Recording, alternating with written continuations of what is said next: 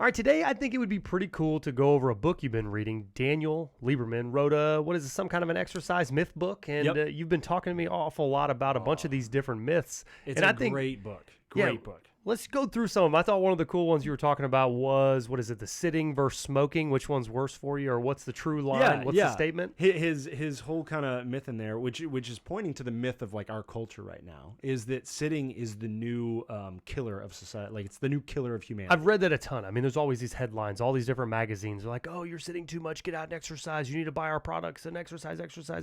Or even more, sit in my chair. My chair helps you sit better. Right. So what's the true myth? Lay it out for us. Yeah, so the myth is that the way that we operate in life right now, the way that American society operates is there's way too much sitting, and the amount of sitting and the style that we sit is killing us. It's leading to obesity. It's leading to dietary situations like diabetes, all kinds of joint pains and joint problems, and effectively, a lot of people even say like spine and posture problems and low back pain and all those things that we seem to be trying to chase out.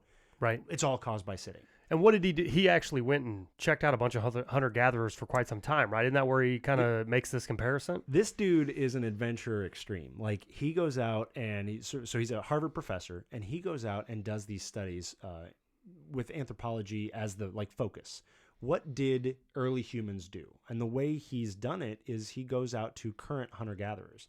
So there's a couple of tribes that are still out there in the world, in Africa, some of them in South America, and a couple different places that are relatively untouched. And a lot of scientists continue to visit these tribes to try and see like, hey, what did it look like to do persistence hunting, which we should talk about sometime?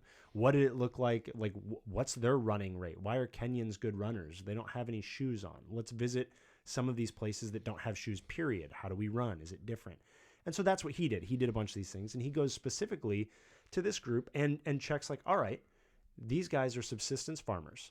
They are one of the earliest versions of how humans survived as a group. How much do they sit? What does that look like? Are we lazier than they were? And the answer is we are not. We are not more lazy than they were. Yeah. Like it's super anticlimactic, and you're like, wait, I thought we were all just being tubby and sitting all the time. This is the problem. We're too lazy. Every other culture in the world for all of time has always been less lazy than us. We sit too much. That's the problem. So he found that this tribe, basically, they said just as much, but you were kind of indicating the difference is lifestyle outside of the sitting. Exactly. Okay. So that was really where everything kind of peeled apart. So he said, yes, the amount of hours a day, the amount of time a day that they spent sitting was very similar to ours. The differences were they sit in a different way, so more active sitting, like squatting or no backs to their chairs. Like these wonderful. Look at how ergonomic we are. We're just, strengthening core and sitting properly. I got to keep my hands off the table so I don't lean. There you go. But yeah, so one of it is they don't lean on things as much because they don't have chairs with backs. It's apparently a medieval invention. And then secondly, it's what they're doing when they're not sitting. And that's a big, big deal. So for us, when we're not sitting, we might just be kind of standing around and also not doing anything. Like think about a standard office job. When you're not sitting and doing your typing, you might just be standing and at walking, a copy machine or by the printer, going to get water, right. Sitting down at walking to the meeting where I will then sit at the meeting. Sure. And so what they found was most of our issue probably comes from the fact that we are not actively sitting, which if we're just talking about weight gain, actively sitting is going to burn very few more calories. Sure. But over the course of a year, it's more. Actively sitting is not going to give you like a six-pack or anything like that, but it is going to make those muscles less resistant or more resistant to fatigue. Right. But on the other hand, when they are not sitting, they're going around and hunting for food. They're going on long treks to go to the hunting grounds. They are going down to where the tubers are and digging up tubers and doing or planting crops and going and doing farming. They are raising children and running up and down the slopes to get to their watering hole. Like all of these things were counted as moderate to extreme as far as like heart work and muscle work.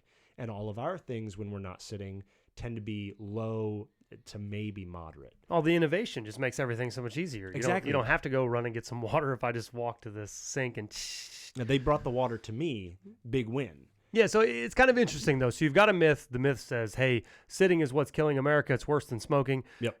Kind of sort of debunked. It's not the sitting. If you wanted to make some better choices in your life, maybe you should sit on a stool. They always gave those recommendations with those Bosu balls. You should sit on at work. Sure. Something to, make your core engage while you're sitting is probably going to be beneficial for your core. But if you're not going to make any lifestyle changes in the sense of moving all the time outside of it, that's the big distinction. It's not the sitting itself. Exactly. And the crazy part is most of his studies all have to do with why. Why would that be? And so in this very scenario, the reason they sit the same amount as we sit is we are genetically programmed as beings that want to persist to be lazy because it helps us save energy.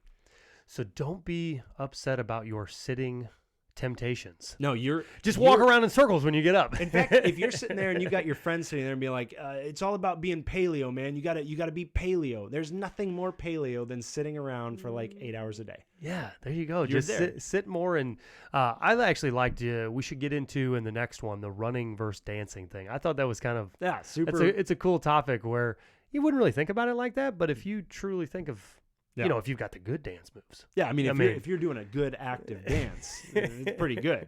Pretty good. But what was that? That one is actually something to do with that one running meets. Yeah, if you're going to compare the two, running, dancing, it's still jumping from one foot to the other. Right. That's it. That. Welcome. You're now. You may as well be doing the same thing. Let's get into that one next time. I like it.